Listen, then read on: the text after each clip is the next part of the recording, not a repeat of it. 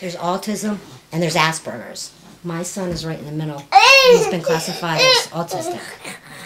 Most people who see 2.5-year-old Frankie Stack with his mom Dawn have no idea he is different from any other toddler, and at first neither did Dawn. Dawn first realized her little boy was not developing the same way his 3 older brothers were shortly after he turned 12 months. Until then, Dawn said Frankie was a normal little boy who was progressing exactly the same as her older 3 children. I really am blessed because he's so beautiful, and he teaches me so much, just about unconditional love, you know, and I forget that. And some days I just cry myself to sleep and say, why? Why? And then I'm afraid, what am I in for? You know, I'm a good person, why did this happen? And I have to believe that everything happens for a reason. And then I just forget sometimes how blessed I really am, but it's like I said, it's draining. Emotionally, physically, mentally. It's exhausting. According to the Autism Society of America, autism is a complex developmental disability that typically appears during the first 3 years of life and affects a person's ability to communicate and interact with others. Autism is defined by a certain set of behaviors and is a spectrum disorder, affecting individuals differently and to varying degrees. There is no single cause for autism. The Centers for Disease Control and Prevention estimate that the prevalence of autism has risen to 1 in every 150 children and almost 1 in 94 boys. There are currently 1.5 million Americans living with autism. He stopped talking, he stopped pointing, stopped blowing kisses, and I knew something wasn't right. And I just trusted my instinct. That's the most important thing, is just trust your instinct. And after they ruled out some medical conditions, you know, he had lost his hearing. We thought that perhaps he was going deaf, but he actually needed tubes in his ears. Even though he had never had an ear infection, so we went down that road. And they thought, okay, well, the language will come back because the hearing came back. And the hearing came back, but the language never came back. And all the while, we were mindful that he was exhibiting autistic tendencies. Autistic tendencies include a lack of or delay in spoken language, repetitive use of language and/or motor mannerisms, little or no eye contact, lack of interest in pure relationships, make-believe play, and persistent fixation on objects. But the most important thing is early intervention. And because he's been getting services for almost 2 years now, not as obviously intensive as he's getting now, it's to his benefit. Dawn has a typed, color-coded list of the names of therapists who come to see Frankie in one day beginning at 9 a.m. Dawn doesn't know what a normal day is because her whole day revolves around keeping to Frankie's schedule from the time he wakes up at 6 or 6:30 throughout the day until he goes to bed. Much of that time is filled with guessing what Frankie wants or needs because he can't communicate it. Dawn's life is a game of charades, asking, is Frankie hungry? Is Frankie tired? Is Frankie hurt? Most of the time, Dawn doesn't know what Frankie wants, so she does what she thinks he needs. Very repetitive behavior, open and close, open and close.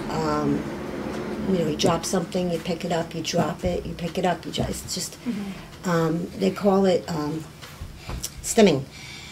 It's the brain. Autistic kids just constantly do the same thing over and over and over again.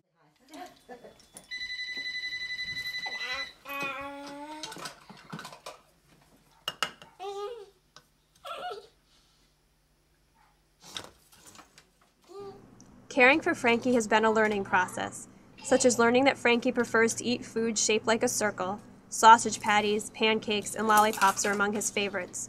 Or, if something in the house is missing, a piece of fruit or a shoe, it's likely Frankie dumped it into the playpen during a period of stimming. Dawn has the help of her mother and older sons who play with Frankie or take him out of the house for a while, so Dawn can try to do simple things such as take a shower, eat her lunch, or, on a larger scale, care for her twin 9-month-old daughters.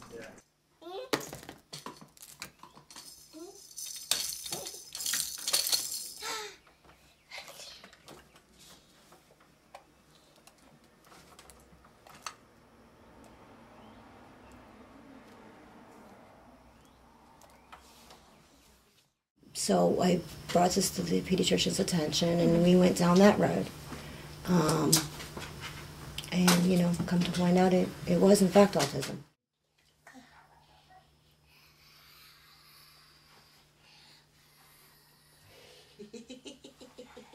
The suspense is killing him.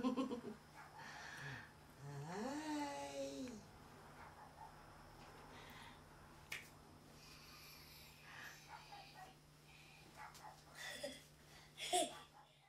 And I'm just extremely blessed with just a great bunch of ladies and gentlemen that are just devoted to him.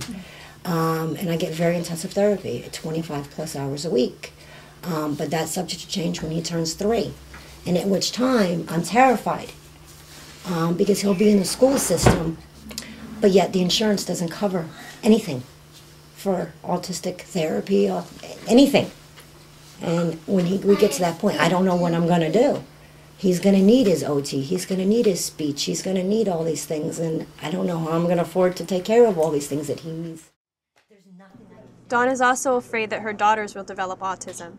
She has been told that they're at a higher risk because their brother is autistic, so she's watching them very closely to make sure they aren't exhibiting any signs. But right now, Dawn says they're perfect and right where they should be. And if you feel as though something's not right, find another doctor. Find another doctor, because parents are always the first person to know that something's not right, not the doctor. Right now, he's nonverbal. He's 100% nonverbal. Autism in dogs. I bet that they would say, you know, I don't know if there are places around here that do it, but I would imagine they are. And it was trained specifically for this little boy. There's nothing. I mean, I tried getting, and everything is so expensive. Because autistic children don't have the eye contact. They're not aware that somebody's there.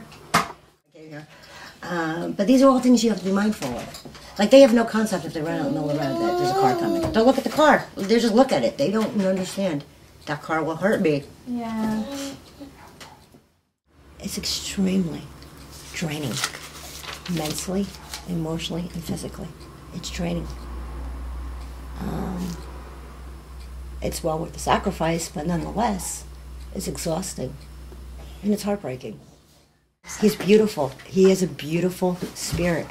He's so happy and so sweet-natured. There's no frustration. There's no aggression. I think people are more drawn to his beautiful spirit because he's so happy. I've never seen a more happy kid. Huh? You gonna drop them, huh? You gonna drop them? See, this is the extent of his... This is actually good. The fact that he does this is good. If he didn't do this, then there's cause for concern that he would be nonverbal. No up, no up, no up. You can do the other kisses you want, but you're still not getting up. No up. It's true. It's so heartbreaking because I don't know what I'm in for. I don't know what he's going to need. I don't know. Can I afford it? Dawn says Frankie seems happy in his own little world. She just wishes she could be in his world with him.